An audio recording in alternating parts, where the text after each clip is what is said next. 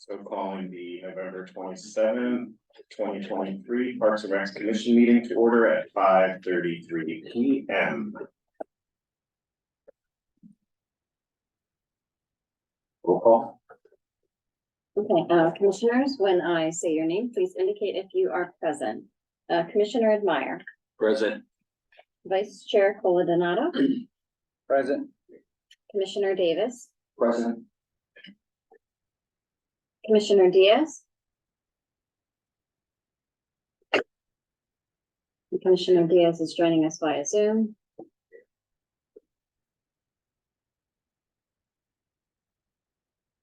Commissioner Diaz, can you hear us?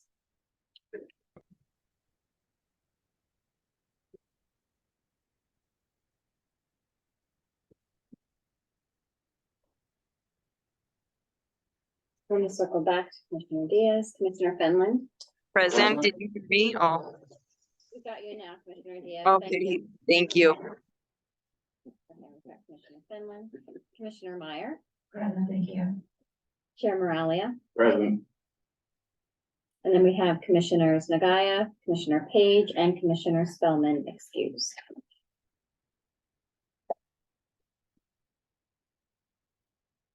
The agenda was posted last Wednesday, November 22nd, I believe. Has everybody had a chance to look at the minutes from October's meeting? I'm gonna say yes. So we need a motion for the approval of the minutes. So second, anyone? I'll second. Second. Okay, and then I'll roll call. Commissioner Admire, Approved. Commissioner Coladonato, Approved. Commissioner Davis, Approved. Commissioner Diaz, Approved. Commissioner Fenlon, Approved. Commissioner Meyer, I was not present, so I'll abstain. and Commissioner Moralia. Approved. Okay, motion carries and it's approved.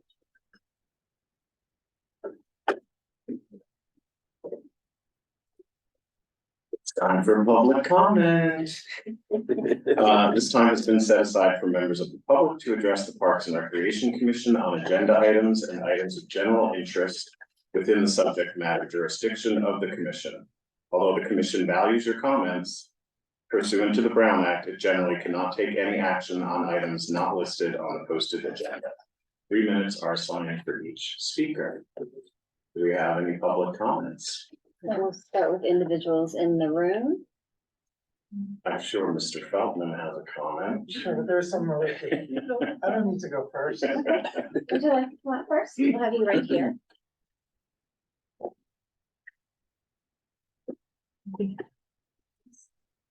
Made some notes now on what I will talk. My name is Julie Knowles and I've been involved deeply as part of the Ruth Hardy Park Tennis Association for the last 35 years. So I've been attending meetings regularly and online or in person. So I'd like to thank you all for the work you do to support Palm Springs residents, especially the planned desert planting in all our parks that's on its way.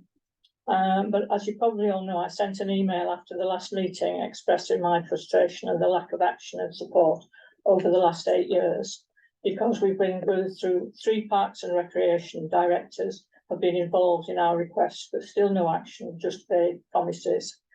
Ruth Hardy tennis courts desperately need updated lighting, which could extend the playing time of the overcrowded courts during the day, because people would then, they don't play in the evenings or at night now because the lighting is so bad. So as a tennis community, we don't jump up and down or constantly shout. We state the facts and needs of the community and request the work required to be done. But nothing has happened for 8 years. There's only one commissioner that could go back 8 years to know how long we've been asking for lighting and improvements. So do we have to shout like the pickleball and the dog park communities in order to get things done? Or will you please just check back over the last 8 years of requests and finally agree and recommend that the lighting really needs to be improved and we need to find the money from somewhere? But other than that, we're a very happy community, and so obviously is Palm Springs. So thank you very much for your time. Thank you. Anyone else? Come on up. Hi, greetings, everybody. Good evening. I'm David Feltman, resident of Palm Springs. I'm here with two different hats on. So first I'll talk about pickleball and then something else. So we have been very excited and thrilled and every other exclamation I can think of about the way the pickleball project has unfolded.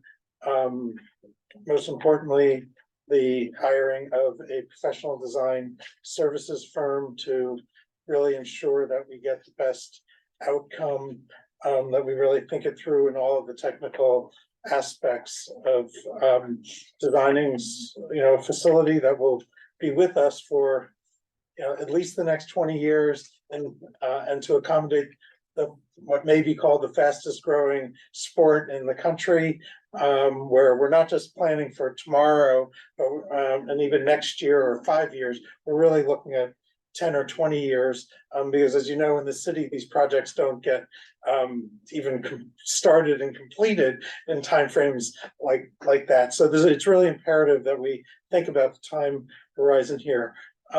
We have been part of the ad hoc committee. We've enjoyed the dialogue because of the structure in the Brown Act and all of this stuff.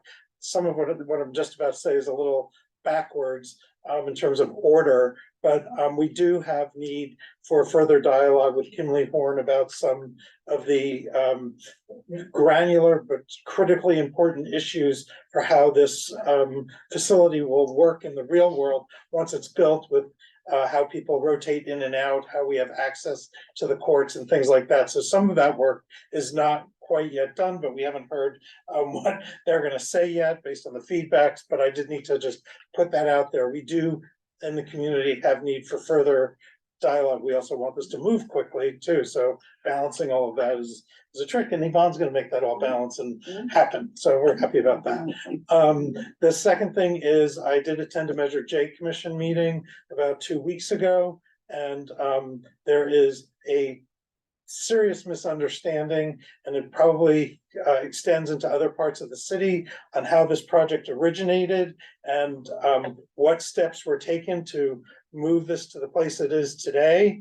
And I can't get into all of that in the minutes that I have here, but it's going to be really important because there may be certain claims about the community having these fantasies sort of come out of nowhere that's, quote, expanding the scope of the project, blah, blah, blah. And all of that is as a result of misunderstanding of the key milestones and how this project is developed. So at some point, I would like this commission, because there's a lot of new people here, new staff, to be able to walk through the history of this. And I know this history because I wrote the first proposal that pushed this into the city process. But I think that was my signal to leave. And so with that, I will leave the dais, and I'll have to come back on the other topic, and that's fine. It's more time with the commission. Have a great meeting, guys and gals. Thank you. I need the agenda needs. I'm here to help represent Mary Barcelo. I think she might be calling in. We'll see, if we have anyone yet on the line who wants to comment as well. So we do have Mary, so I'll go over to Mary first then. Yeah. Okay, so we have Mary Barcelo, so we are going to get her into the meeting on Zoom. So Mary, just 1 second, we're moving you into the meeting. Can you hear me now? Can we hear you? Can you hear me? Yes, can you hear me? This is Mary. Yeah. Hi, Yvonne. I just wanted, I've met with you guys many, many times. I haven't been there for a while, but I just want to thank Yvonne and Michael Finland for all their work with the ad hoc committee and for getting Kimley on, and they're a great architecture group for the courts. We just want to make sure we have a community meeting date set soon in December. Our ad hoc committee meeting last week, we didn't have any Parks and Rec people there to ask about when the next date would be. So it's really important to get the public's input And a lot of people that weren't at the last meeting want to come to the next one, so I would just like to make sure we set a date for the next community meeting for input from the public on the new courts. Thank you. Can we tell Mary that Alan's here? Oh, good. Alan's here. Yay, Alan. So, yeah, do you want to talk about what you and I discussed, or do you want to take that offline after the meeting? Well, what I want to do is also relay what Eli had to input. He is really passionate about the lights, about the height of the net, the fencing for safety, about transparent windscreens. I know those are all technical things that maybe the Parks and Rec Commission isn't interested in, but we have these great ad hoc committee members who are volunteering their time and coming to these meetings and giving our input. And we just want to make sure the public is heard. So we're coming to this meeting tonight to say, hey, we're here to help the public. We're here to help you. Let us know what you need, because I got Alan and Eli and David and me and T, and we're all here to help. So use us. And then Alan, go ahead. So, Do you want to come up here? Sure. Because we'll need you to. hi, I'm Alan Stecker, and I work with Mary teaching pickleball lessons, and I've been helping her in her beginning group classes. But I went through the what's the term for it? All the processing to be certified with the city to teach at the public courts. But I haven't been able to have a meeting with Yvonne or Janet to set an advanced, actually all levels for semi and private lessons on your courts. So can we schedule a meeting to meet, to give you what we need to have done, to get the posters made and that on the printed up, so we can start those maybe in December or January. Okay, we'll follow up. And then Mary, do you need a key for the bathroom still, the old bathrooms to use for storage? Is that something we talked about? She, Mary's no longer in the meeting, but we will circle back to Mary on that. Okay, all right, that was it. When she's in the Thank meeting. you. Thank you. Tomorrow. Okay, and is there anyone else who's joining us via Zoom that would like to speak during public comment? If so, can you please just use the raise hand feature?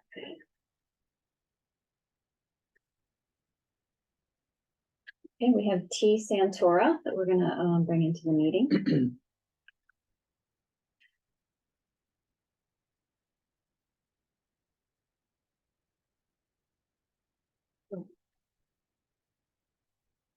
T, we are going to try again to get you into the meeting, and I think you just need to maybe click either yes or accept. We're gonna promote you to a panelist. Okay, T, I think I see you now. You hear me? Yeah, Perfect. See can you as hear well. me? Okay, sorry about that. I must have, there's two options on the screen. I must have chose the wrong one. First of all, thank you all for your service. I really appreciate it. And especially you, Michael, for being such an advocate for the ad hoc committee. I'm really honored to be on it, and I appreciate the work everyone's doing. And I just want to echo, what Mary and Alan said. I had a good conversation with Eli yesterday about some of the aspects in the plan, and I think he is spot on. So hopefully we'll have an opportunity to share that input before the plan gets further developed, because I think it'll be important. And I look forward to continuing the conversation. And by the way, Yvonne and Michael, the public meeting that we had was just excellent. And I just want to commend you for a great job at that meeting. I got a lot of very positive feedback from it. So thank you very much. That's all. Yep.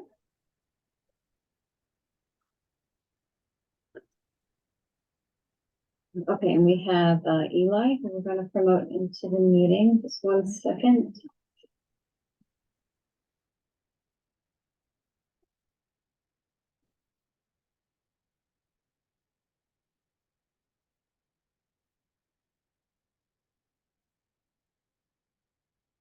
Okay, Eli, we're moving you into the meeting. We're promoting you as a panelist, so if you can just click accept.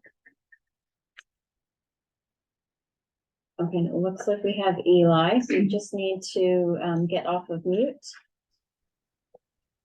And can you hear me? Yes, I can hear you. Can you hear me? Yeah, we can hear you. Perfect. Okay, great. I just went off my screen. You guys can still hear me? Yes, we can still hear Okay. you. I would like to just echo what Mary and T has said about everything else. I know they brought up some of my opinions on the actual courts. I'm not sure if this is the place to kind of bring up what most people that use the courts every single day believe need to be done to the courts, but I guess I'll just bring them up now, just so actually they can be out there so that actually people can listen. I'll go with the first thing with the light placement.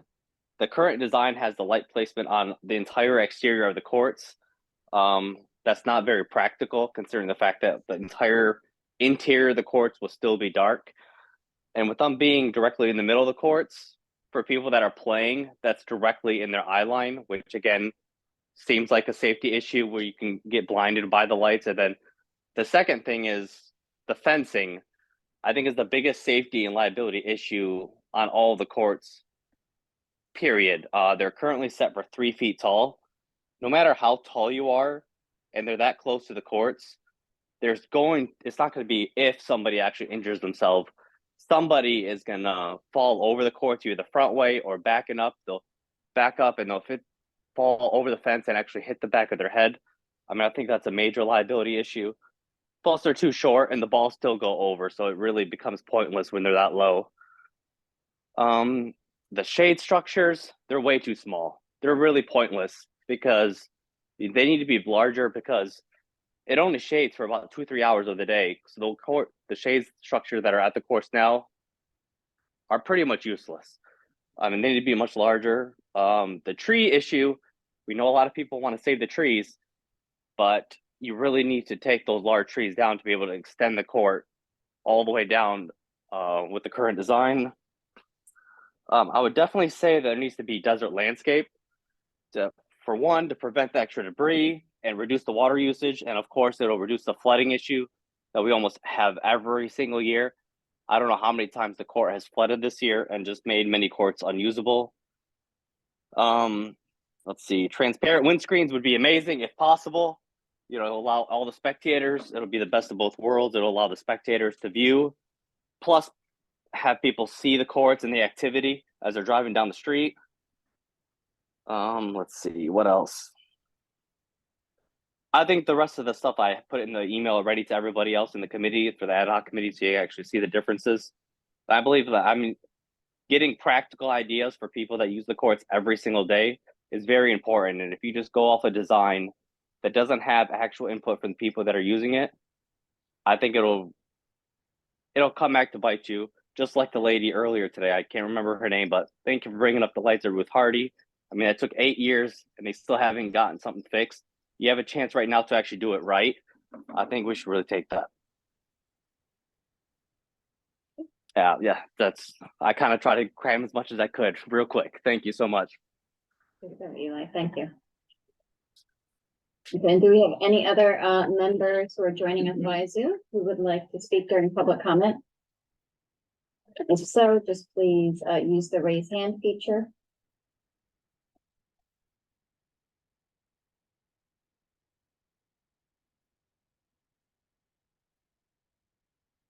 And just give us 1 second to check. Okay, it doesn't look like we have anyone else.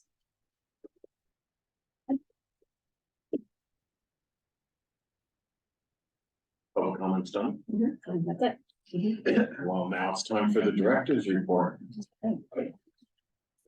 All right, okay. So at each of our meetings, we always talk about some items that have gone to council since our last meeting. So since our last meeting on October 23rd, the agreement was approved for our Parks and Recreation Master Planning Consultant.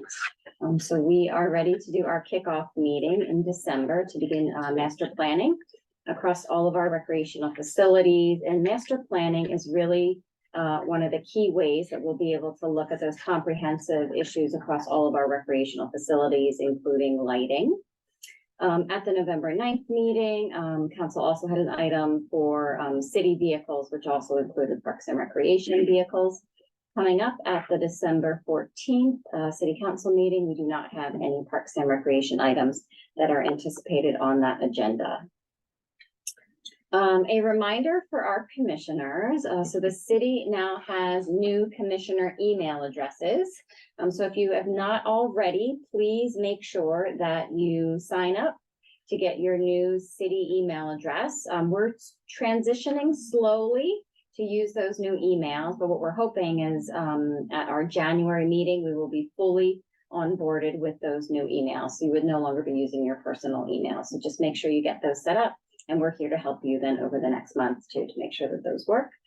And then in January, we will be back to in-person meetings. So we will not be primarily using that Zoom option anymore. While the public will still be able to join via Zoom, we would expect our commissioners to be here in person. And the only nuance, it would basically go back to how public meetings were handled pre-COVID.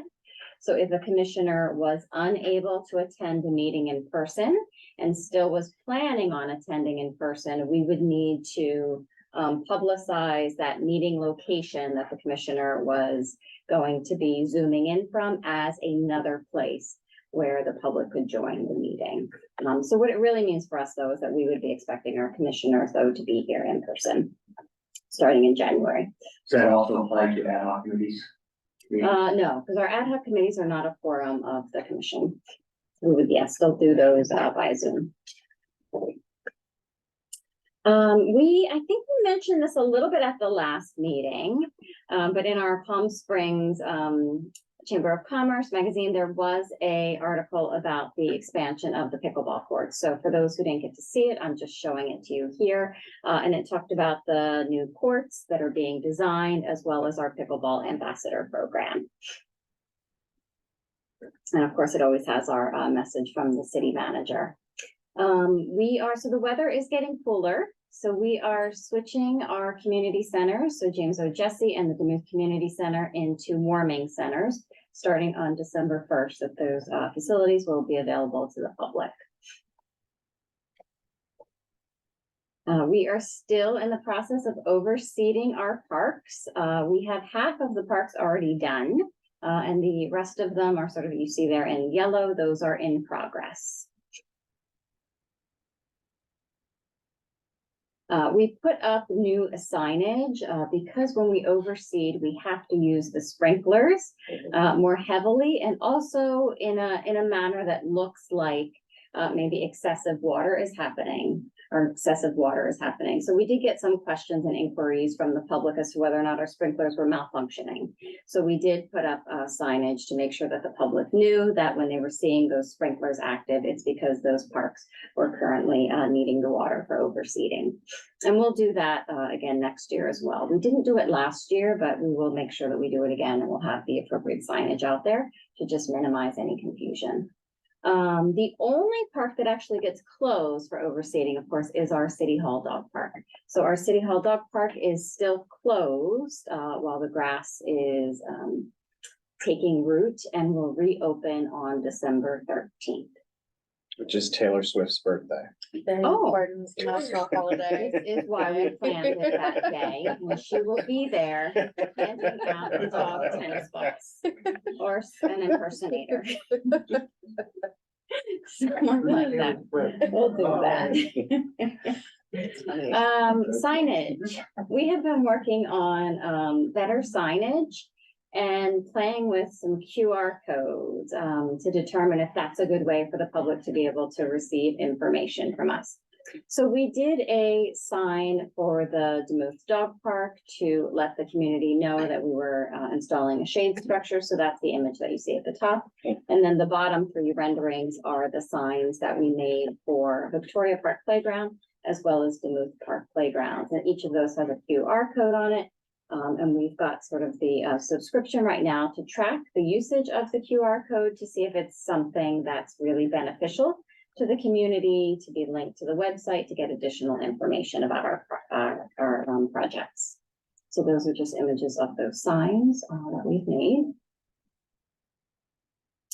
At each of our meetings, we have been talking about some of the maintenance things that our Public Works Department has been working on throughout the city. So I have a couple updates to share with you from that team.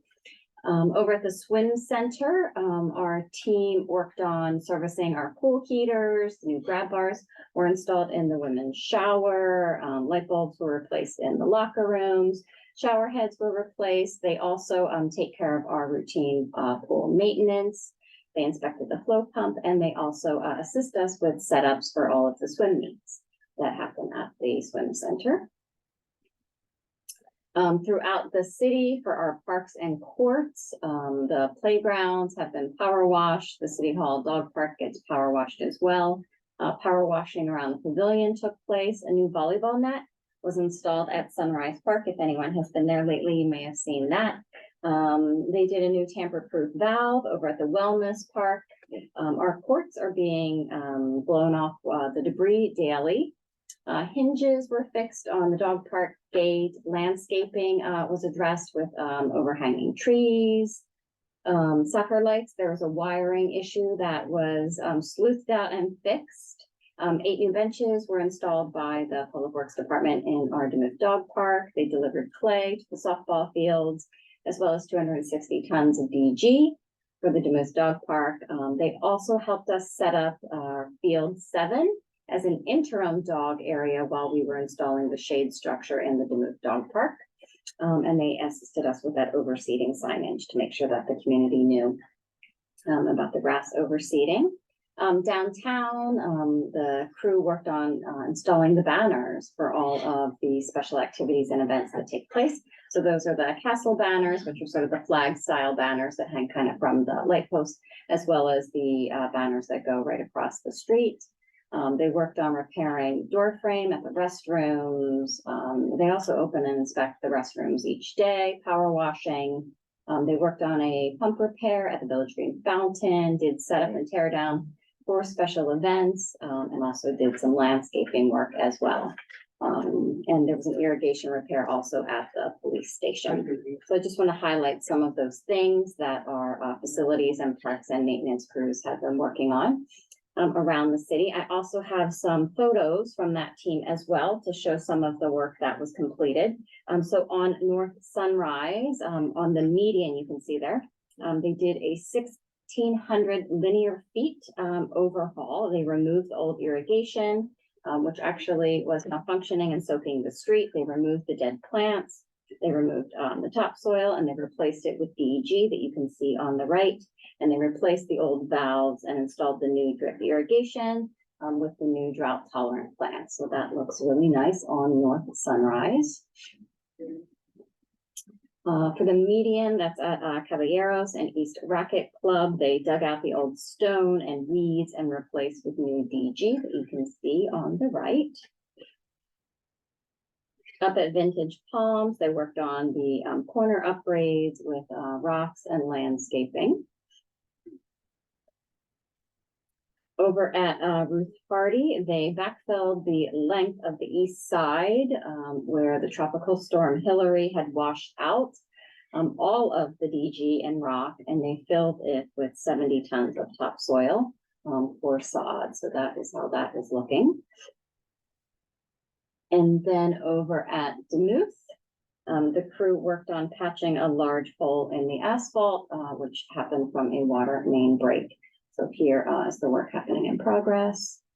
And then the completion of that work, which looks a little bit like a shadow, but that is the completion there.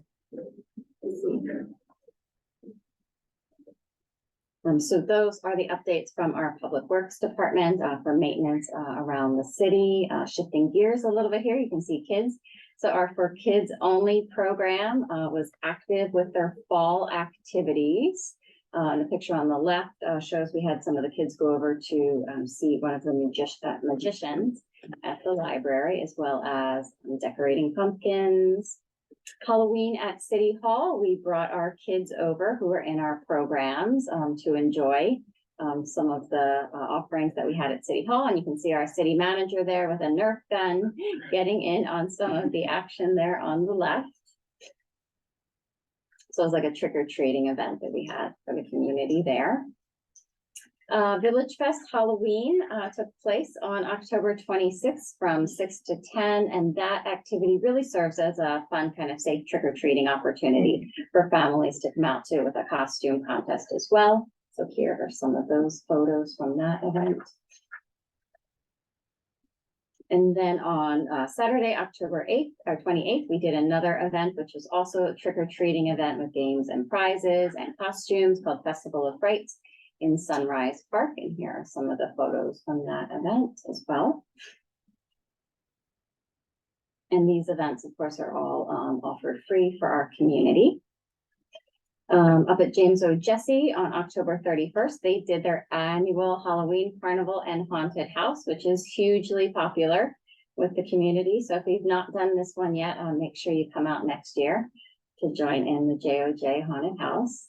Some images of that event. On Friday, November 3rd, so our first Friday, there was the 3rd anniversary for Crew event, so come ride with us. And at this event, we had kids getting bike repairs offered, free for the community, and they also did a bike ride through the neighborhood. So there's some photos of that event, and Alcorn Adaptive helped us out. I might buy our former chair. A lot of bikes for us. On Wednesday, November 1st, we did our Dia de los Muertos event for the 2nd year at the Duluth Community Center. Some great photos from that. Oh, and there you can see Commissioner Nagaya.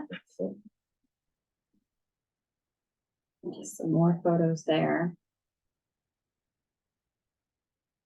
And this event has really been growing in size from last year to this year too.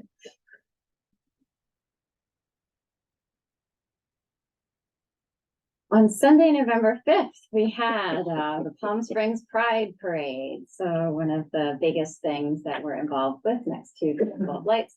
So here's some great photos of city staff, as well as you can see our mayor as well. And of course, our city manager and our communications director there with the BOA. The city staff marched in the parade, and Parks and Recreation helped support the parade. On Thursday, so we had a variety of events for our veterans. Thursday, November 9th, Village Fest honored our veterans. On Friday, November 10th, we had the Veterans Day Appreciation Lunch, which was at City Hall. And then on Saturday, November 11th, we had the Veterans Day Parade in town. I just have some photos of that. So this is the event at Village Fest for veterans. And kids in the community were able to write thank you letters to our vets, which were then handed out to them. So it was really nice and sweet. And here are some photos from the Veterans Day luncheon at City Hall. And then you can see in the upper right there, some of the cards that were written to the veterans that were handed out. And just additional photos of that Veterans Day drive-through luncheon. So our veterans did RSVP for the event, and then all they did was just sort of drive up to the front of City Hall, and they got to hear, great live music, and we brought out the box lunches for them. More photos of us and the team there. And then some photos of the Veterans Day Parade this year.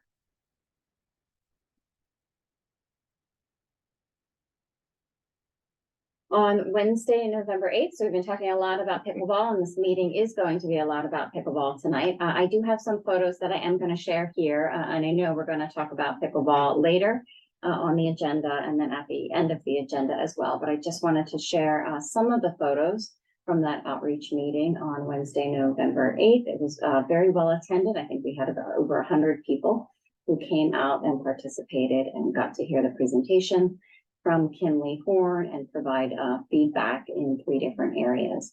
And if you missed that presentation tonight, Kinley Horn is going to give the same presentation. So you'll get to hear the presentation and be able to provide feedback again.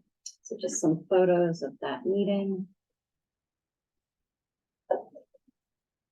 And then as a thank you gift for those who attended, everyone got a Duluth Pickleball cookie.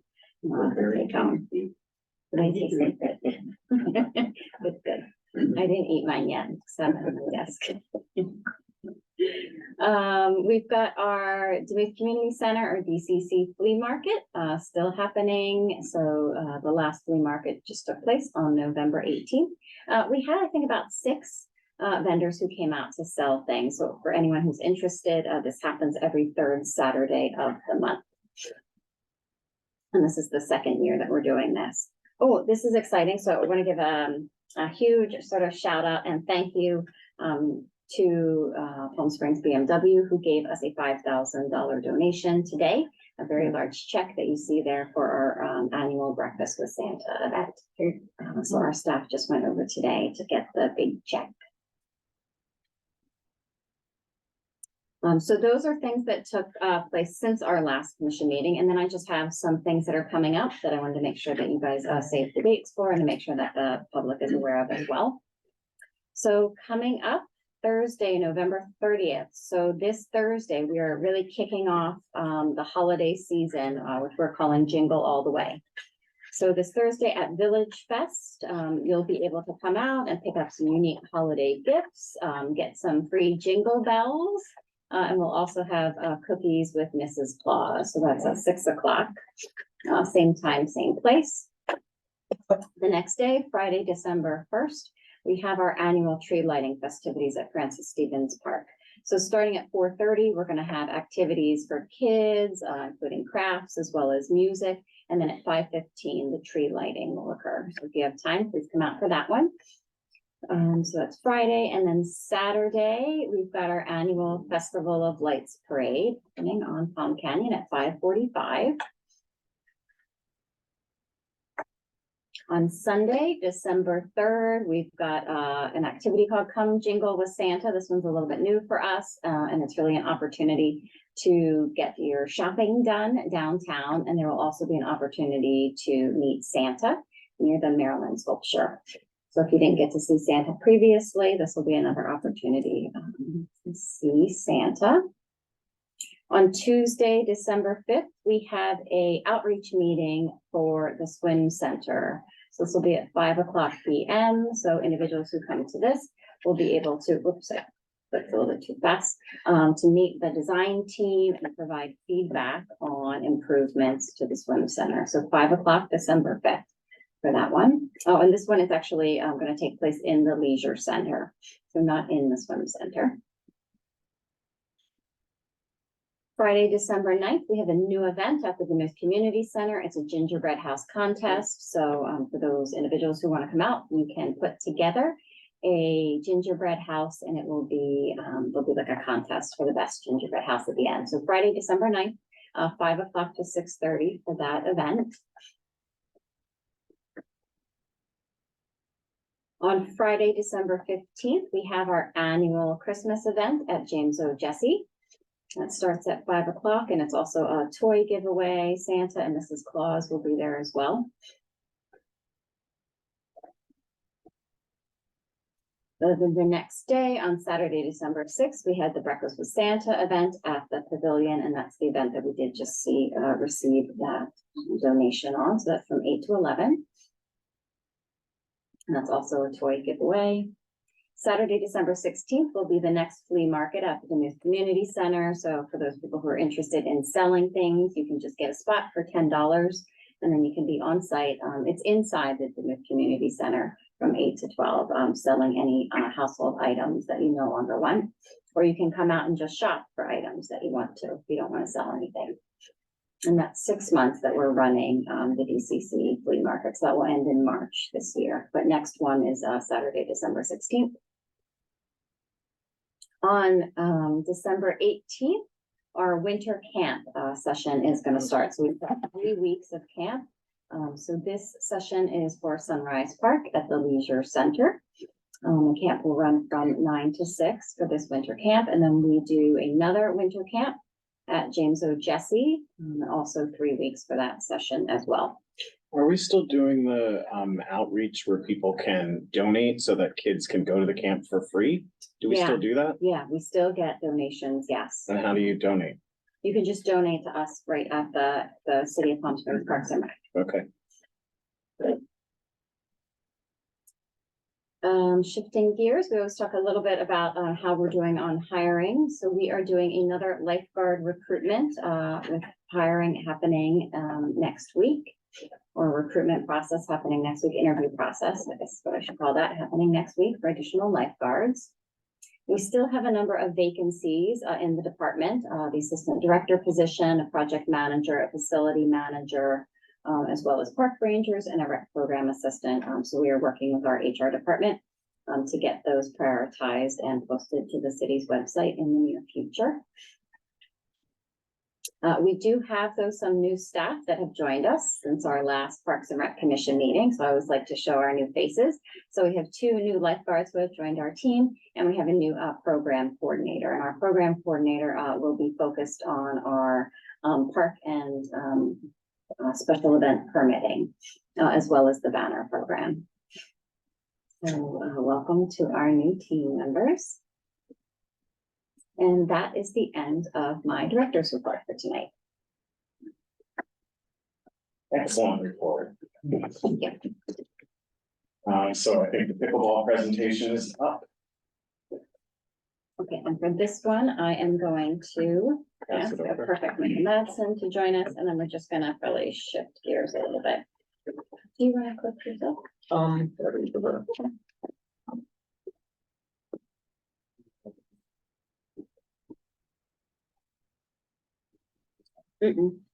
Don't do that.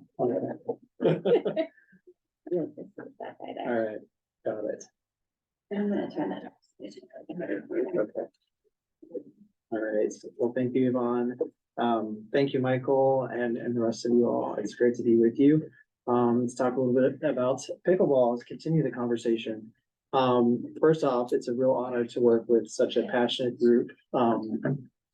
And this is the type of project that, like, for myself, for our entire team, we absolutely love when we've got a lot of community involvement, a lot of passion, and we can actually do something to make an impact. So I'm very excited about it. So some of you have heard this presentation already. I will probably not go into all of the details I did before, but did want to run through what we shared at the first community meeting. Talk a little bit about what we heard back from the community at that meeting. And then would love to hear, any questions, comments, or input from you all to help us inform the direction of the next community outreach meeting and kind of where we're going to take and evolve those concepts from here. So first off, Michael Madsen. I've been with Kinley Horn for almost 20 years now. I'm a landscape architect and got a team with me is Frank Hoffman behind me. He's a civil engineer lead on the project. And then at the meeting, we had several of our colleagues there to help facilitate the different breakout groups, help with translation, things like that. But we've got a really excited team working behind the scenes. So just wanted to go over the project background. You all are probably pretty familiar with the site. But for those that aren't super familiar, right now there are 12 existing courts and they're 30 by 60, it's not optimal because they were previously tennis courts that have been restriped and changed out. So they don't have the size that's, ideal for a large playing area that is really desired. So that's one of the first things that came out in our conversations with the ad hoc committee, is sort of, if we're going to go down this road, let's go ahead and look at optimizing the size. Let's see, there's the desire to add to the tune of 12, perhaps, pickleball courts, additional pickleball courts. And then we talked about funding. Measure J and Quimby funds are being used for this. And I should sort of caveat that as everything that we're going to be talking about today is just conceptual. We're looking at the court layout, we're looking at the big picture. So there's still a lot of drilling down to do to really work out, what are the construction documents going to call for? How does that actually price out? And, we might get into, okay, what's the funding that's available? What's not? Do we need to phase the project? Things like that. So just things to keep in mind. But as we go into the project, we really wanted to consider a couple of things that I listed here because we have an existing court. We didn't want to introduce new courts. So it looks like old project, new project.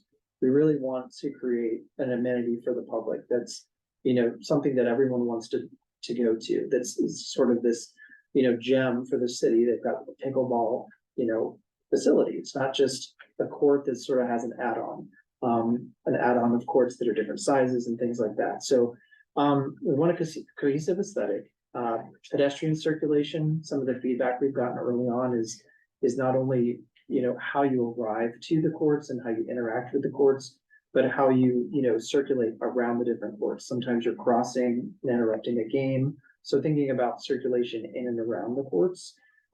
Seating, of course, for spectating, for waiting. That also goes to bring up shade. There's lighting that you've heard about, fencing, and of course, parking. There's already a demand right now for parking.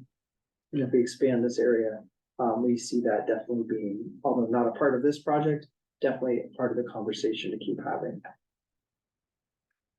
So to catch you up on where we've been, back in August, we kicked off the project.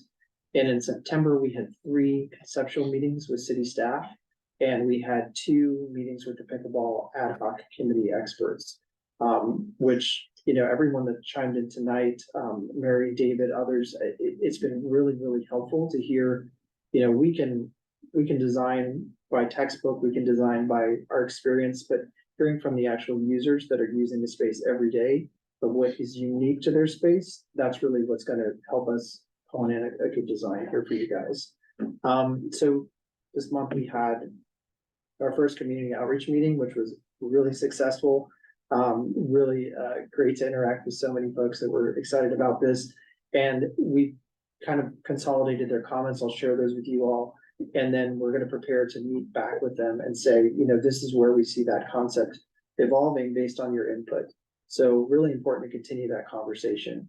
And then we're hoping that we can start 2024 by diving into construction documents and really keep to a schedule that will help to move this thing right along. All right. Can I ask you a question? Sure. Have we come up with a possible date for December? It would be great if we could do that at this tonight. Well, we are working on a meeting date, and as soon as we have it, we'll make sure that the public and you guys know as well. Okay. Yeah, we've got, speaking of that date, we've got, lots of feedback, which I'm going to share with you all. And then depending on, any other feedback we collect tonight, that will kind of inform where we take the concept, Okay. how much time you need, but ideally, yes, we'd love to set that date as soon as possible to keep this moving.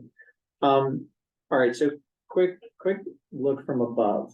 If we look at the aerial of the site right now, the adjacent site uses, you've got residential on one side, you've got utilities, sewer lines, water lines, overhead power lines, things like that, because of the treatment plant.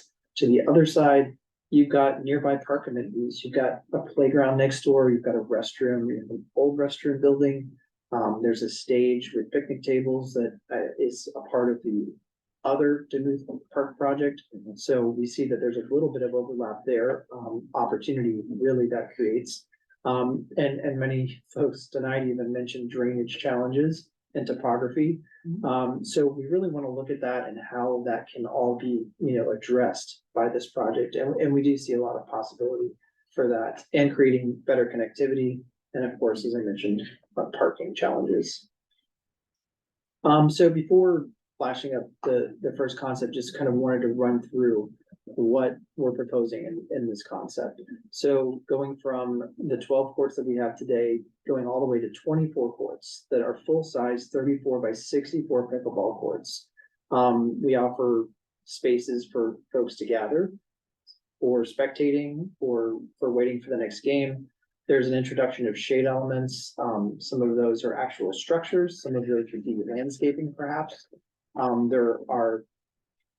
There's updated circulation so that you don't have to pass through the courts in an active game and disrupt somebody's game.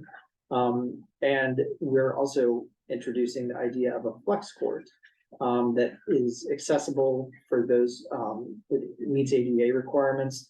Could be used for tournaments, could be used for pickleball, and we floated the idea of also perhaps tennis. So, go ahead and put this concept. So this is. Michael? Yeah. Just to clarify for the group, the 24 courts, it's adding 12 new ones.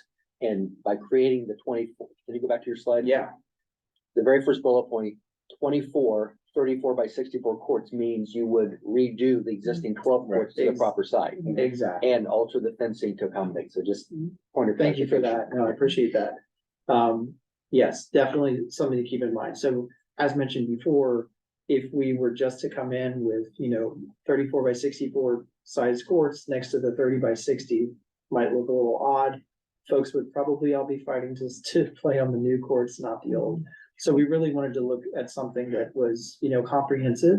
And luckily, looking at the utilities and the topography and everything out there, at this first glance, it looks like we could be within, stay away from any major conflicts and pull that off.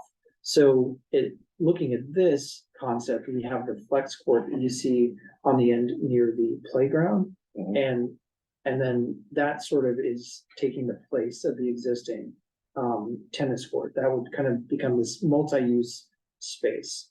And then just to slow down a little bit, if you just imagine yourself in a vehicle coming in and parking in that parking lot, we also just sort of have this edge condition. We wanted to create a sense of arrival. We want to have some sort of signage, some sort of landscaping, something that really demarks like you have arrived to this pickleball complex, and then have a small green space area in front of the different spectating spaces. And then as you can see down the middle, there's kind of a large plaza space. There's also a plaza space over by the playgrounds to allow folks that may not be players, but more for spectators. And then what you see down the middle, you see like the light blue canopies. Those represent, which not necessarily the full ultimate size, but we didn't want to cover everything up so that you all would be able to see. This is a corridor that provides access to all those different courts, where we could have different shade options and things like that. So let's see, if we go into option 2, it's very, very similar. However, take note that the existing tennis court remains. It's expanded a little bit to the north with some spectating areas, some areas for potential shade.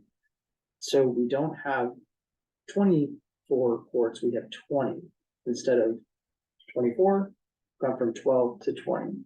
We still have the flex space, but that would be primarily focused on, everything that I mentioned before, tournaments, ADA access, things like that. Whereas the other one could have been flexible as well for tennis if we were going to use the existing tennis space. One thing to note about the ADA court location is it's down there specifically so that it's near the accessible parking spaces, and it's also adjacent to the restroom facilities. The dotted lines that you see sort of to the south, that's sort of a rough concept of a detention basin, something that would be very gradual to deal with some of the drainage issues. As we know, we're going to have to look at the landscape around the area to address that. So in looking at these, Michael, is that a shade structure south of the flex court? yes, exactly.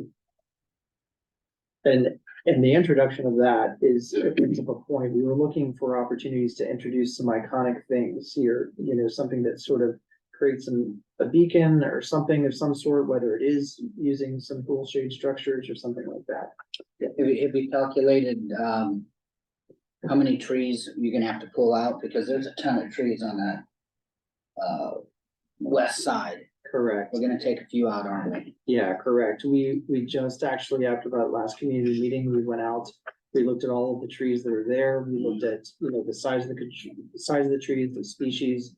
And I think it's about 10 or 12 trees that will be impacted for sure. We got a lot of mixed feedback from the community meeting, and I'll share that with you all on those existing trees. But definitely understand, in my role as landscape architect, I'm not ever looking to come in and take trees out. But at the same time, I do want to say, I would encourage the city to work with perhaps a certified arborist or someone locally, maybe even on staff, to really gauge the health of some of those trees. As you can see that some of the branches have broken and things from over the years. And I also know that some of the pipes have been breaking and things like that, so there might be some issues with roots. So it's a little bit more of a complicated story, but I definitely think it's worth looking into. Oh, and I know we'll be planning some more too, so that should be.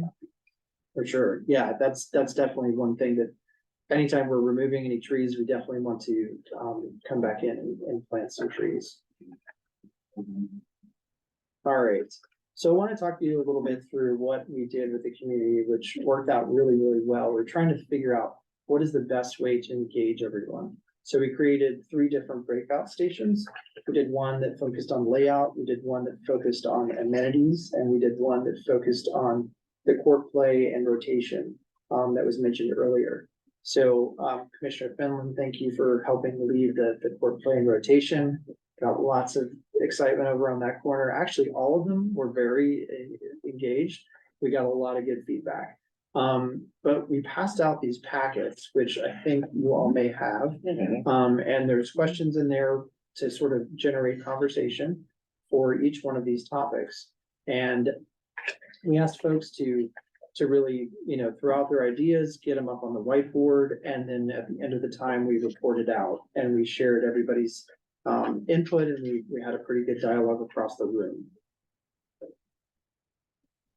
And then once we reviewed that input from everybody, we told them that we would love to come back and have a second conversation.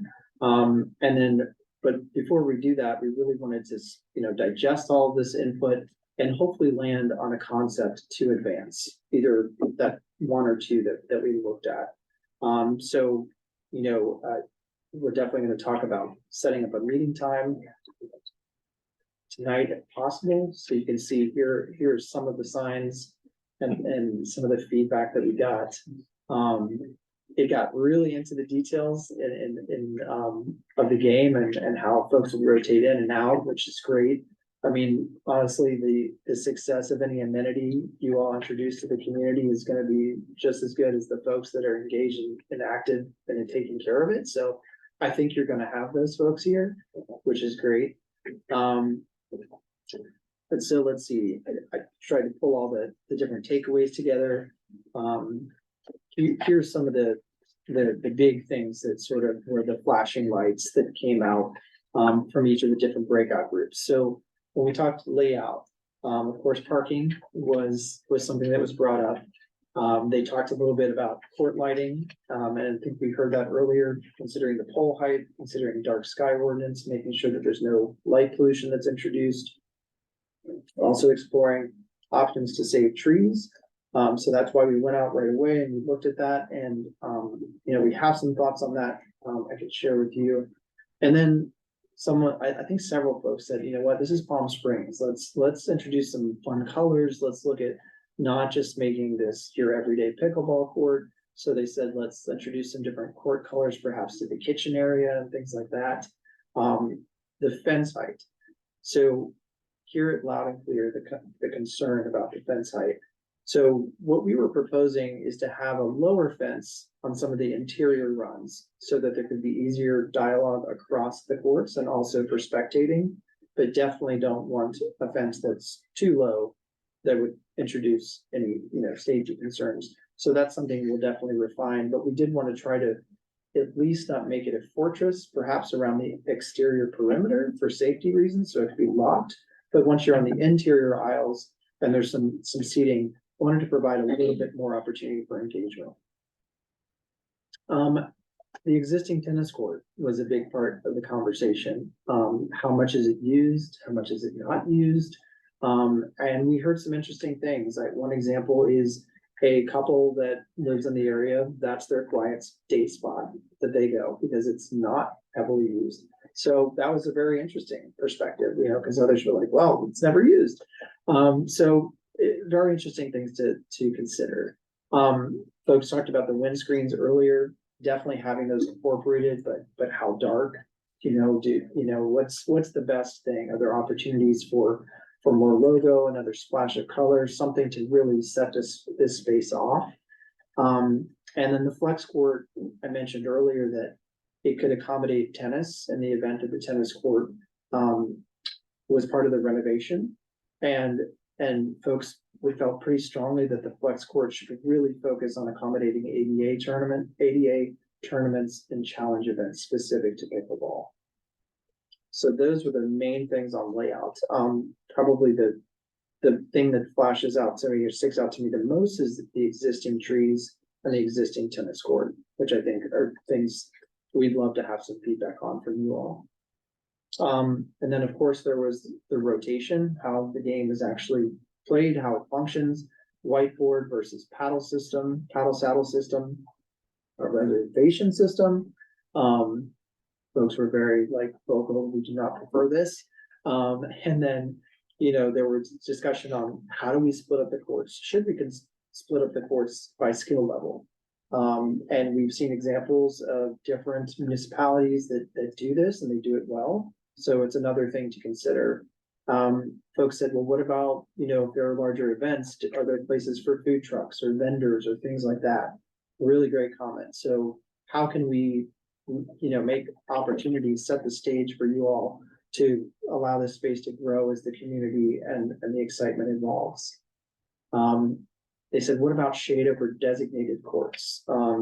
If there's, one court, maybe if we can't afford shade structures, massive shade structures for every court, what if there was one that had a shade structure? The other side was everyone's going to want to play on that court. And then some said, actually, we want the shade when we're resting. We don't want the shade when we're playing. So lots of great discussion on that. And then there was, there are often classes that are being taught. Should we have a court that's dedicated to any instruction that happens out there? So great discussion on rotation.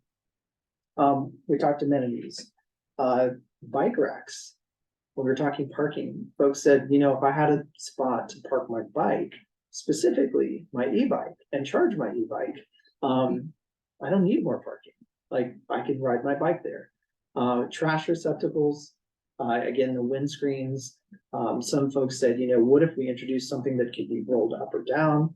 I think that starts to introduce some, more maintenance issues from city staff. Folks said, well, I have things, I don't know where to store them. Could we have some backpack hooks? Something that integrated into the fencing, perhaps. Water fountains, can't even touch them, they're so hot. Can we have something that's sensitive to filling bottles? Can we have something that, perhaps encourages pathways around the area? Folks that are taking their dog to the dog park, maybe there's, a filler for the dog or something like that. There's all different sorts of discussion came out of the water stations. Shade, of course, fence pole padding. This came up as some folks I believe, have crashed into the fence as they're trying to stop. Someone else commented, well, that's because our courts are not the standard size. They're used to playing on the standard size. So, there was a lot of good discussion. Practice walls, that's not something we had thought about, but that was a great suggestion. If there's going to be a structure that's built as a part of this, can it be adapted into practice walls? And then, in addition to sort of giving it that Palm Springs splash, we talked about, well, what if art is integrated into this somehow? What if there's some public art piece that, gets integrated into that and into this overall design? And then, of course, the safety, video surveillance along with the lighting and all of that.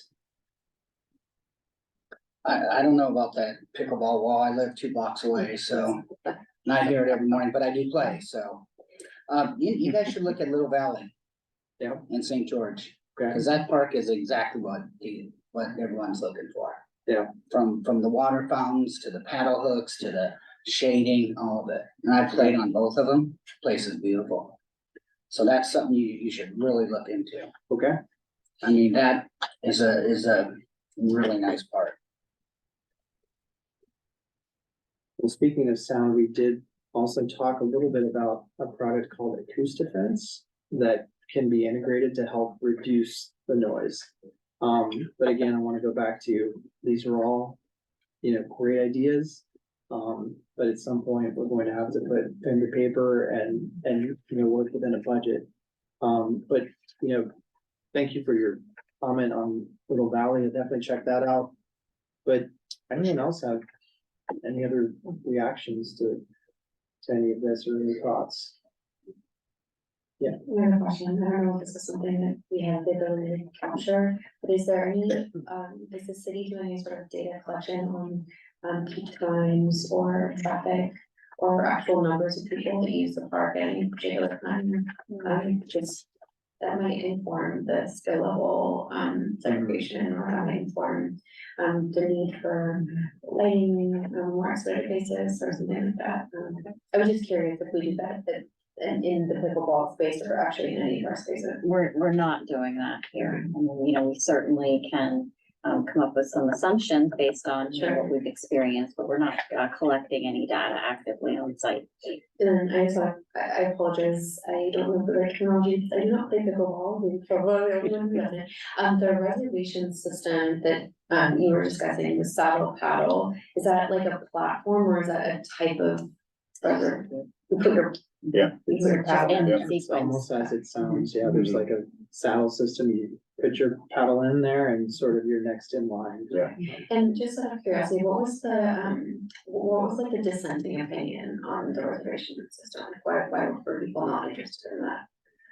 If you can recall, I'm just curious. We because don't have one right now. Yeah, for I'm just pickleball. curious because there was a lot of, you wouldn't know this because we're involved in that project, but there was a lot of, strong emotions about the reservation system at the pool. Mhm. That was implemented during COVID, and I think people still feel really strongly about it. So, I say that to say that the city has a platform and structure to do that. So I was just curious about the community's position on for or against or what the issue would be.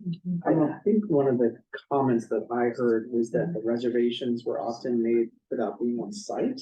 And then folks were waiting actively and, you know, so it was like, if you're showing up and your name's on the board and you've got this paddle saddle, but then there's a court that's sitting there vacant. A little less oversight in the swim center or Yeah, something. it wasn't as actively Sure. sort of, I was just curious, I don't have an opinion either way, I just wanted to know. and that's all I've heard too. Yeah, see, I don't really read your ads here, I'm literally just asking for the purposes of asking, okay, thank you. I have some input on that as a player. I mean, Golden Gate Park up in San Francisco doesn't have any courts, so people reserve them. But with 24 courts available, and people wanting to, mix and play different people, there's really no need for reservations other than paddles on the rack. Is the cost relatively the same for both of these options, or what's the deal there? Would be, We haven't, yeah, so we haven't gotten to Yeah, to that that phase of the point. project yet. That's fine. Mhm. And option 2 is the only option that retains the tennis court, right? Yeah, So if we did option 1 and that flex court became lined for both tennis and pickleball, is that what you're suggesting in that option? yeah, there was a process when we looked at the concept early on and talked to the ad hoc committee. It was like, well, let's look at maximizing. What can we do to get the most pickleball out there? And then the question came up, well, what would it look like if we kept tennis and, how many pickleball courts could we get out of that? And we still got 20. So that's where it was like, okay, this is where we've landed and let's kind of look at that. To build on that a little bit, the flex court, if you did have tennis, would require likely some city staff or somebody very actively engaged there to help with the netting and Sure. things like that. That tennis court probably should stay. It's really hard to get rid of an existing amenity. Yeah. Just That's because the we, hard part. I was part of this pickleball stuff for a long time too. I know we're not allowed to have input, but the community does need to have input with the commission about this at some point. That'll happen in the December community meeting. Okay, but we need to talk to the commission about it. So I also just wanted to remind you guys that this is not an action item tonight, so we're not asking you to vote on either Mhm. concept. Kimley Horn, has been, working on, concepts and working with the community, just for a little bit of time. We've only done one community outreach meeting.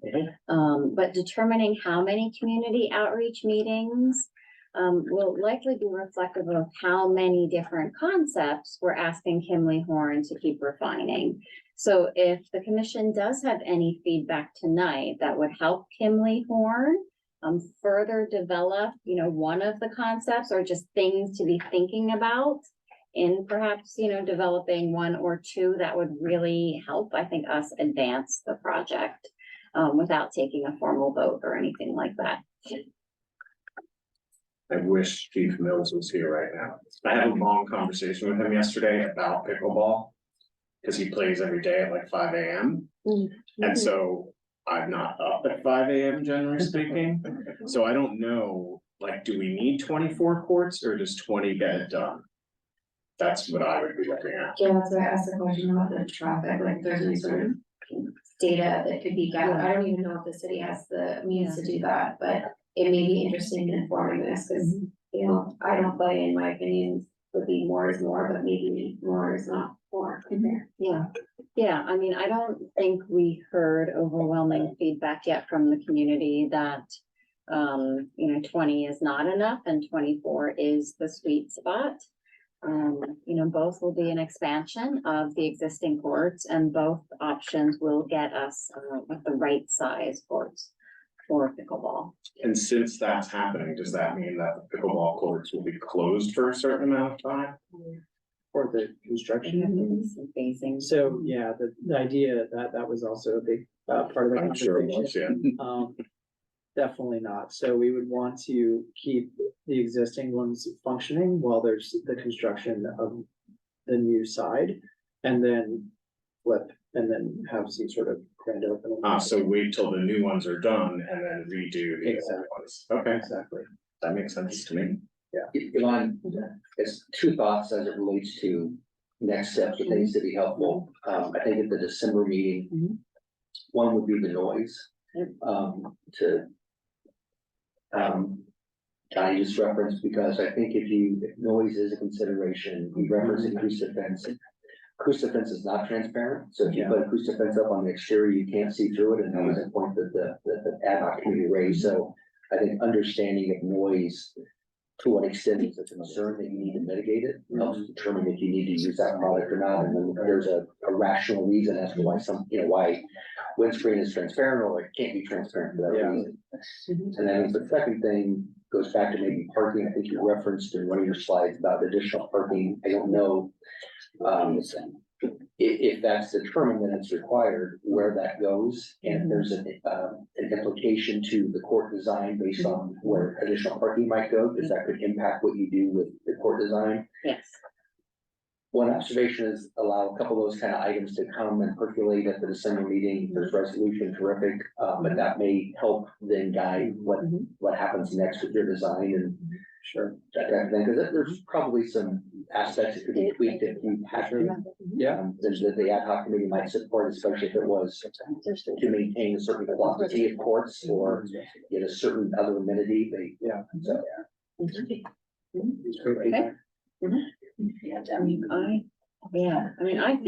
think that's really good. I mean, we obviously have a highly engaged community that's working, you know, very proactively on trying to help the city come up with the best courts. So if there's not, you know, any additional, you know, feedback from our commission, you know, that's okay too. You know, because we're certainly, I think, getting the feedback that we need to keep advancing the project. I'm sorry, one more comment goes back to what Susie referenced about load management. If you think about, you know, right now there's 12 courts, you have four players on the court, you got 40 people playing. If you double that, that's 96. I think it'd be really interesting to find out what's the load management during the course of the day, not at 8 AM, but at 1 PM or 3 PM. And not that it would just help make an informed decision or help substantiate why a certain number needs to be attained or why a certain number might be okay.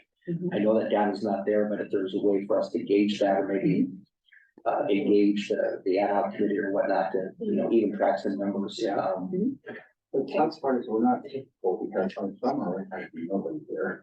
But when season comes. I mean season, because I'm talking about in the season to accommodate, you know, people are now here. How many people are playing? When I played, it's been more at 1 o'clock. We'll look into that and, you know, we'll see what kind of data that we can pull in that area. I mean, we do know that, Demuth Park it's a really busy park. Mhm. And, you know, not everyone who uses that parking lot is playing pickleball either. And so they're using that parking lot for, you know, even just going to the playground to. I just wanted to chime in and say that, you know, I commend Michael and Frank, and their team for the work they've been doing on this. This has been moving along progressively, step by step, and it's essentially we're on schedule. And I think every possible vantage point is being analyzed and moving forward, so nothing's gonna be decided in a rash, means or, rash fashion. But, I think the next pivotal step is going to be the December meeting. And then whatever thoughts and ideas are shared there, then certainly when we have our next commission meeting, we can, take the next step and do an assessment at that point in time. So, everyone's opinion, and insight and input is important. We're just taking this step by step, and, it's been moving along very slowly, and certainly we're sensitized to different perspectives, whether it be shading issues or parking issues or environmental issues. We've been listening and we'll continue to listen, and I think this will be an exciting project when it comes to fruition. Michael, do you have any insight on 24 or 20 courts?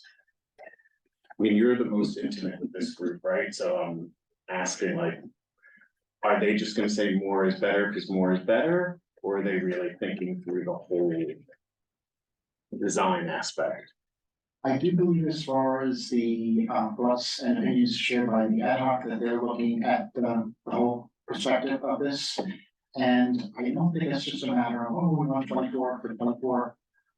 We're looking beyond this project's completion, and my vision, and I do believe it's shared by the ad hoc committee members, we want to put Palm Springs on the map for this sport, for this event, and we want to make it, we want to have tournaments, we want to have people coming to Palm Springs as a go-to place, go-to destination. So it's a very exciting initiative, and I'm glad that you know, we're all a part of it. I would encourage my mission members, if you have an opportunity, but we do have a December date, if folks can come by and voice and share and express your concerns. So to come back to the question, I think that the ad hoc committee members and those in the pickleball community want to see this maximized as far as court coverage. Certainly people are flexible, certainly people are open to different thoughts and ideas of what could possibly negatively impact this project in going forward. But it's going to be, this is a very, as you know, very popular sport. And what I will share with this group, post meeting today, unfortunately I don't have it with me to share with you, is different studies that I've done with regard to noise concerns and noise issues, and scientifically what's being done in the pickleball community to address and alleviate those worries and concerns and the aggravation of noise. And also just insights of different organizations, different clubs across the country, and what they're doing with regard to sports. So I want to give Palm Springs their place at the table for this sport. It's very exciting. No, I get that. I just figured, do you have can you say one way or the other that more people are leaning towards 24 courts or more people are leaning towards 20? Or do you not? Is it 50-50? I feel that in my discussion, I talked with folks, they would like the larger size, Okay. but there's flexibility. It's we're going forward, they want to see it go forward, and I think that if push comes to shove, we look at all the different parameters of, well, if we do this, it'll impact that, if we do this, it'll impact the other thing. There's flexibility from those who have a voice in the matter, that whatever concessions would need to be made down the road, that would be addressed at that point in time. But I know that my feeling is speaking to them, they're like the large size. Right, okay. That would have been my guess. I just want to make sure. Good. All right, thank you. Thank you all. Good job, Mike. Gosh, we have more to do. Good evening. I'm Frank Hoffman, also with Kimley Horn, and work with Michael on the pickleball field, but then I find it very fortunate, obviously for the firm, but also for the community. And as a side note, I live in Palm Springs, so I'm a long-time Palm Springs resident. I find it extremely fortunate that we also had the opportunity to work on the overall part. Because right now we are capable of developing a lot of synergy between the pickleball project and the park project. And It is, this is the button, yeah. That is the So- button to dance. So tonight I will give you a quick overview what we are doing on the park project and And then, this item too is, it's not an action item, it's just an informational update about, yeah, the improvements for Dinner Park. so here's the big picture of the park, and the project right now has multiple elements. And obviously, most of you are probably familiar with the project under the term the dog park project. And yeah, it has the large dog park, it has the small dog park, but there are much more components than just the dog park. So just going through the steps here, there is the big parking lot at the Moose Park, and everybody who attended the pickleball meeting saw it is really necessary to have more parking here. And just as a side note, and I want to really compliment you on the meeting, I do this for a fairly long time, and have been to a lot of public meetings, but I've never been to a public meeting that was so well attended, and there was so much positive feedback. Normally what we all get is negative feedback and people beat us up. But I've never been to a meeting that had so much positive feedback and also was so well catered, to say. Yeah, I saw hoagies.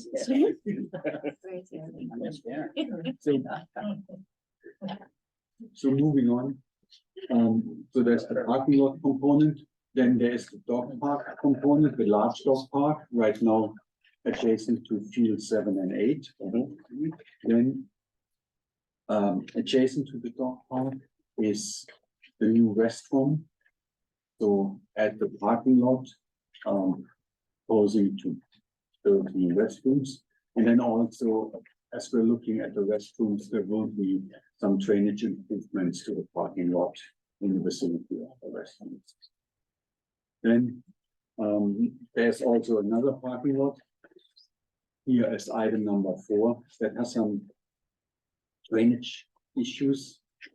And so we're looking. I'm like, you mean the one that's flooded all the time?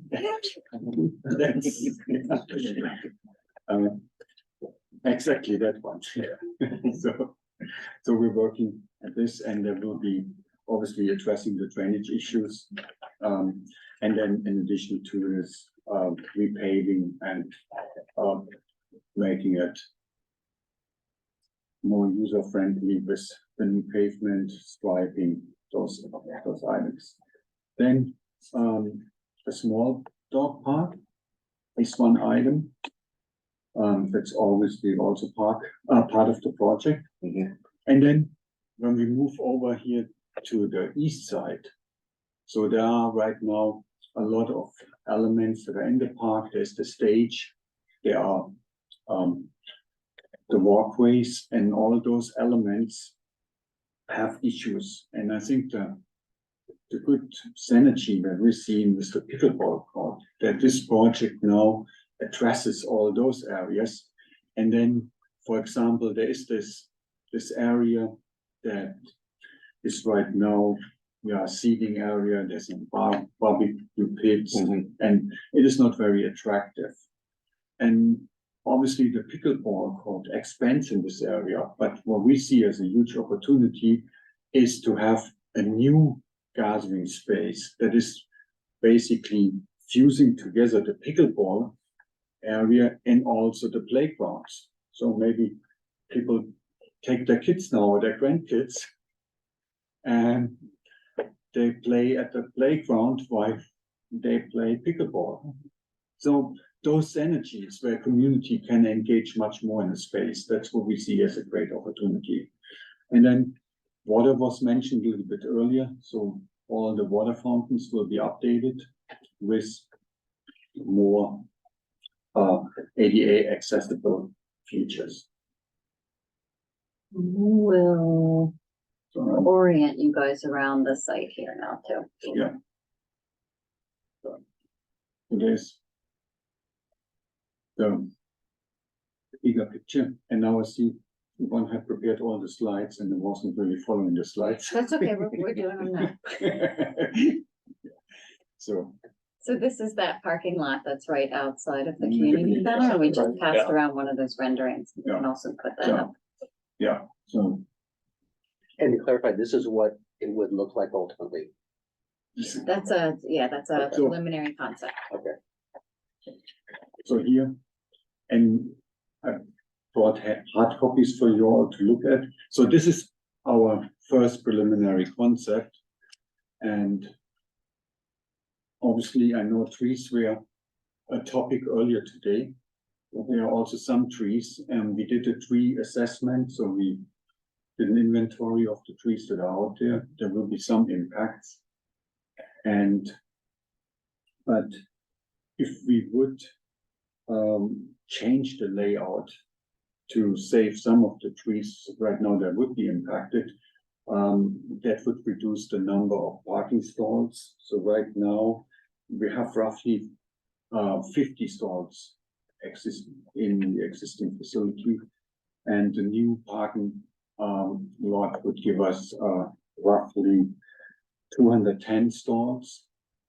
So it's a significant. That's a significant. improvement. Then one feature that I want to point out, and that is something as we move forward in the design that would be important to discuss a little bit more in detail. So right now, adjacent to the field 7 and 8, where the concession stand is and also restrooms, this area, there are existing ADA spots, and they are concrete. They're in extremely good condition, and we suggest to preserve those. And but when we look at our overall parking amount, the required stalls, we wouldn't have to add a lot of stalls, ADA stalls at the Moose Center. So right now we're showing our concept 2, but that's one thing that I kind of wanted to bring to your attention. Maybe if there is a lot of attendance of in the Moose Center, there might be consideration that we add a few more ADA stalls that are accessible close to the center, other than on the other side. I see, because there's only 2 here now. Yeah. Okay. Is there a standard to have so many per number of spots? Yeah, there is a standard, but you see, we're basically looking at the entire parking lot. And the challenge that is with this particular location is that we have 2 destinations. So we have the softball fields with the concession stands, and right now the ADA spots are focused in this area. But then also we have the Moose Park, what is another destination, and probably used at different times. But the idea of an ADA spot is obviously that it's close to where people want to be. So that's a little bit one of the components of the design that I wanted to bring to your attention as we move forward in the concept. Your input is obviously very welcome, and we would like that. And any question right now? No, I'm happy to see that we're going from 50 spots to 210. So we try to squeeze every spot out, and so that's great. Yeah, just the fact that it's getting asphalt and. Yeah. Trust me, Right. you know, yeah. I won't get into that. Okay. Wow, that's fantastic. So focusing in a little bit on the other area. So this is here the restroom area.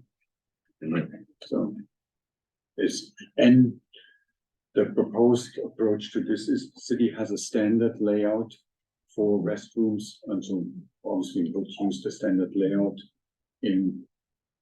So like the other ones that were recently put in. Exactly. So don't wanna change this, I think you wanna have everything look kind of the same and have your. So the existing concession stand, let's say, right? The building in the middle, where the restrooms are we gonna redo that? Is that gonna be part of this at all? Cause the inside of that place is That's bad. not, It's bad. so it's basically here in this area. Yeah, That Yeah. center That's- building. but are we thinking, he's asking if we're gonna do any improvement in that structure It's itself? not part of Not this part of this? project, so Okay. in the master planning process, we could look at that. Yeah. Okay, A little bit shed. it's bad, I've been there, you've been there clearly. Many, many, many. That's a little bit. Every Thursday night for 15 years at least. So moving on. Talk here the drainage issues and overall condition, obviously, That's huge. we'll work on this. I don't know if you have any questions regarding this, no? I obviously here the pickleball area, we spent a lot of time talking about details. And so the overall design of the amenities in these areas will be coordinated with the pickleball. And as I pointed out a few minutes ago, what we see is this energy to have an area that is shared between the pickleball and the playground. And also, and I have to say, I actually spent a lot of time recently there. I see there's also people that go there to do nothing other than laying in the grass and read a book. So. And now, obviously the dog park, we're embarked on the design, and probably what is specifically when we talk about the bigger dog park, one of the elements of the design that is probably the one where we will spend a significant amount of time on and will have discussions is the surface. I know we're getting some feedback right now. The desert landscaping and the DG is not the most popular, and I have to say I'm a passionate dog dad myself, so I can see that. So we're looking at some mixed surfaces, so where you have DG, where you also have grass, where you can. And then obviously one of the challenges with grass is you have to reseeding, and then you have to take certain areas out of service in the time that we're in right now. So that's then a little bit off to the side is the small park. Pleasure. So similar issue. We love talking about dog parks. Yeah. I'm sure we will have enough opportunity to do so. Okay. Yeah, so here is quickly the outline. So we are working right now on preliminary concepts for it. First quarter 24, want to have a public meeting, and I'm pretty sure we'll get a lot of input at the public meeting, and I'm pretty sure we will too. I can see this will be very interactive. Looking forward to this. And then, in first quarter after the public meeting, we will refine the preliminary feedbacks, and then probably have another presentation on the design. Okay. Yeah. Thank you very much. Thank you. Good job. Where are you from in Germany? I'm from the area west of Frankfurt, and most of you probably have heard there is a little air base called Ramstein. Yeah. So I lived until I moved to the US, about 20-30 miles north of Ramstein. Cool. I moved here from Berlin, that's why I asked. Oh, from Berlin. Okay.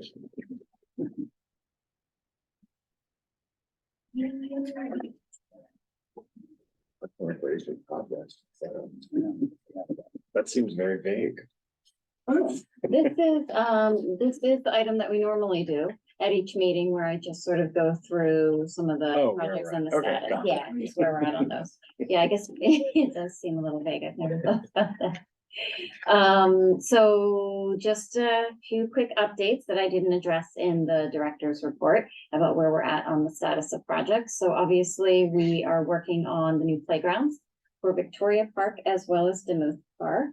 Oops, that moved without me, but that's okay. Just a reminder of the timeline. So, back in February, this commission approved or recommended approval of those two playground equipment, purchases or layouts, and then it went to city council in April, and city council approved those agreements with Miracle, Recreation. And that total award was 1.35 million for the two playgrounds. In terms of our next steps, we're waiting for the playground equipment now to ship to Palm Springs, and we're anticipating that that will likely arrive in December. And then in the first quarter of 2024, we'll be doing the installations with Victoria Park being installed first, and then Demuth Park being installed second. And that's obviously because we've got most of the Victoria Park playground currently fenced off so that the public can't use it. But we know it hasn't shipped yet. Correct, it has not shipped yet, and I will keep you guys abreast of those shipping dates.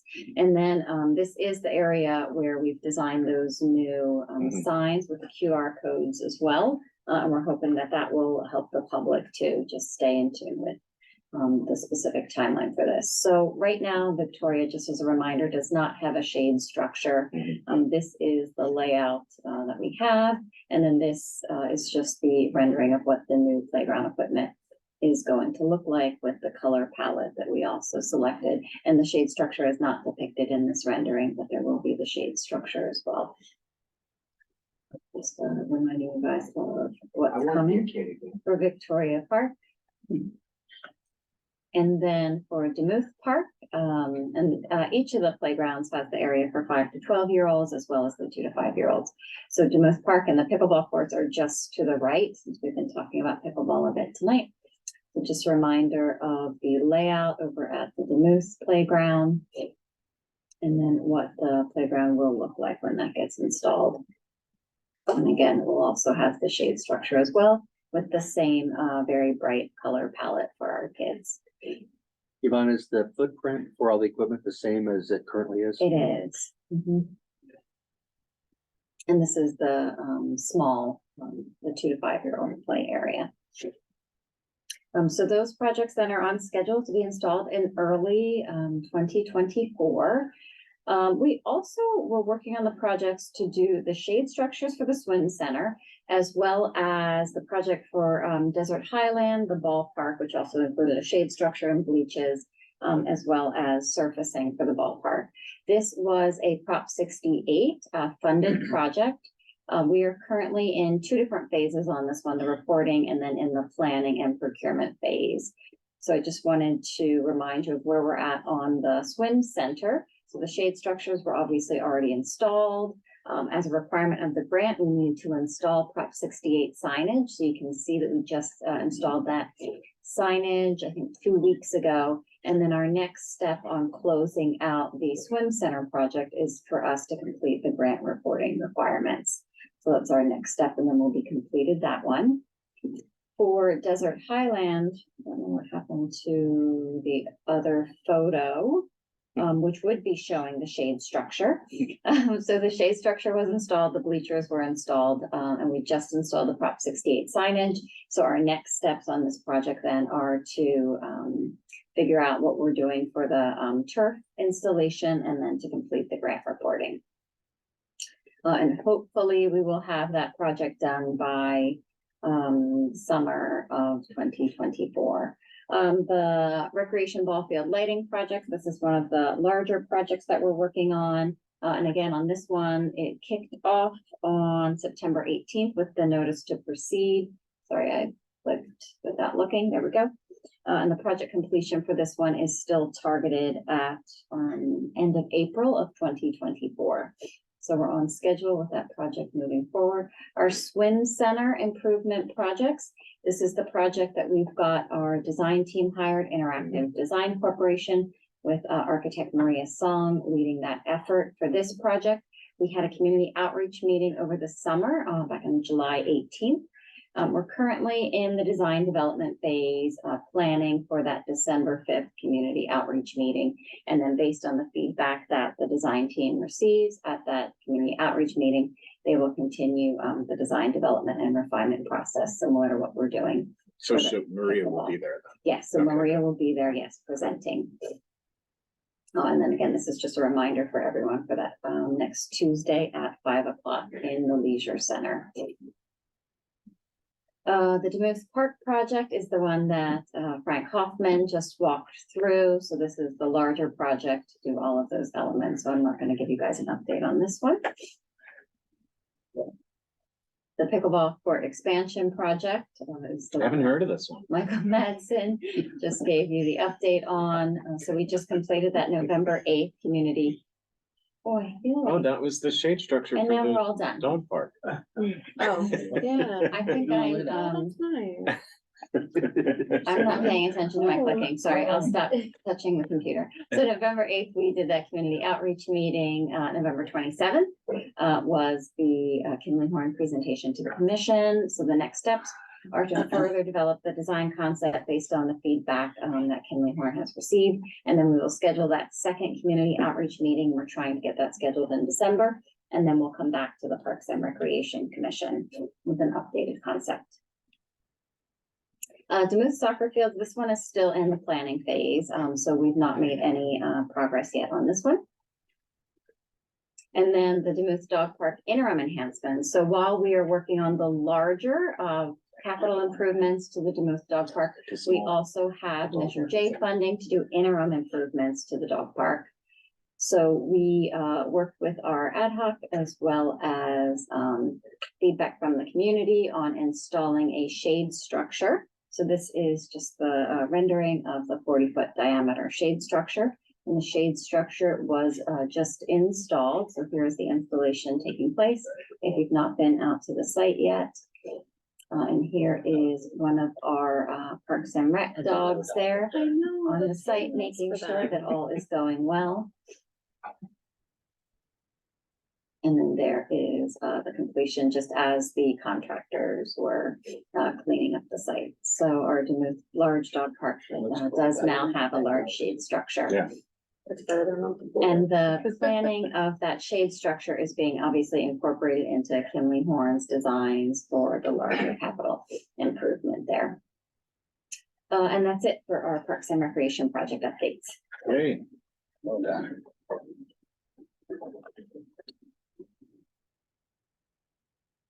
Are you going to do a little ad hoc? Yeah, so explanation? I wanted, before we jump in, if there are any ad hoc updates tonight, I just wanted to, because we seem to be getting a lot of questions from the community too, as to what's the role of our commissioners who are serving as liaisons for the ad hocs, as well as staff. So I just wanted to kind of break it down. So our ad hoc commissioners obviously are relaying information in that subject matter area of expertise. And we have the 5 ad hocs that we established for this fiscal year. Our commissioners or our ad hoc commissioners, of course, are assisting staff with community relations in those areas and reporting out in those subject matters at commission meetings, as well as periodically conducting site visits to gain some sort of, on the ground sort of feedback about what's happening in those areas. Staff, of course, is serving as the primary liaison with the community. Staff is doing the project management, the program development, and coordinating meetings, as well as managing all of the budgeting. So just a reminder, obviously, that our commissioners, of course, are volunteers, and staff, is doing sort of the lift on the actual project side of it. And then, of course, we've got our 5 ad hocs for FY24 Dog Park Master Plan, Park Enhancements, Pickleball, and Swim Center. And I don't know if there are any just sort of thoughts, comments, or feedback or any input in these areas tonight, but I'll hand it back over to you, Chair Moralia. It's up to you guys. Does anybody want to give an update on any of the ad hocs? I feel like Yvonne has done a great job of covering everything comprehensively this evening. really essentially, I think we've covered as far as pickleball this evening, very thoroughly. But we had a very successful meeting, community meeting on November 8th. And also on the 22nd of this month, the ad hoc committee, and they gave me some ideas post the November 8th meeting, that they want me to forward to Michael and Frank from Kinley Horn, which I've done, and I've shared them also with Yvonne. So, we're moving along, we're on schedule. I look forward to our December meeting, and again, not to be repetitive, but if any commissioners can come by for the December session, that would be greatly appreciated. I'll be there. There's no dog park updates other than you saw the shade structure got installed at Duluth Park.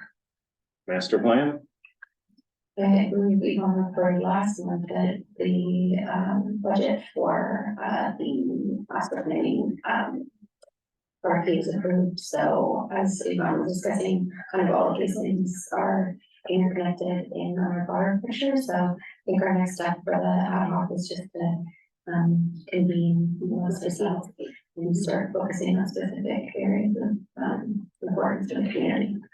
cool. Park enhancements, I think we've covered pickleball, obviously, and swim center. The next meeting is December 5th. I encourage any of you to be there. I will be there. Any other commissioner comments?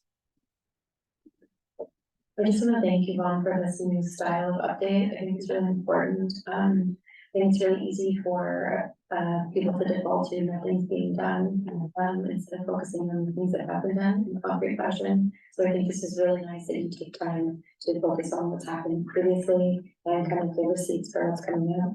So allowing me, I think, everyone to refocus on the steps that we are taking towards improvement rather than just allowing themselves to really get frustrated with the overall process. So thank you very much for this new structure. It's really helpful. Thank you.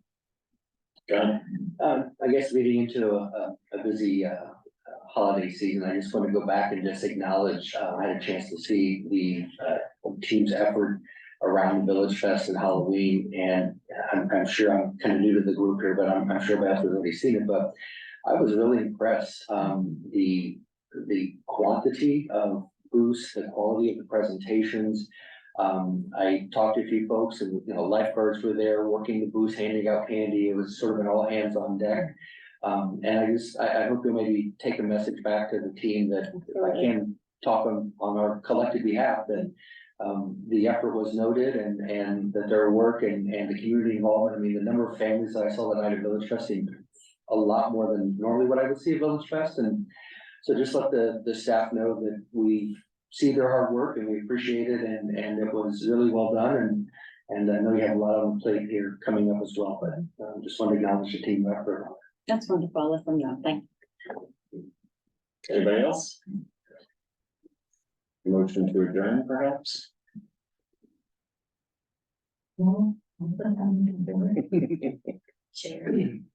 Second. We are adjourned. Our next meeting is December 18th at 5:30.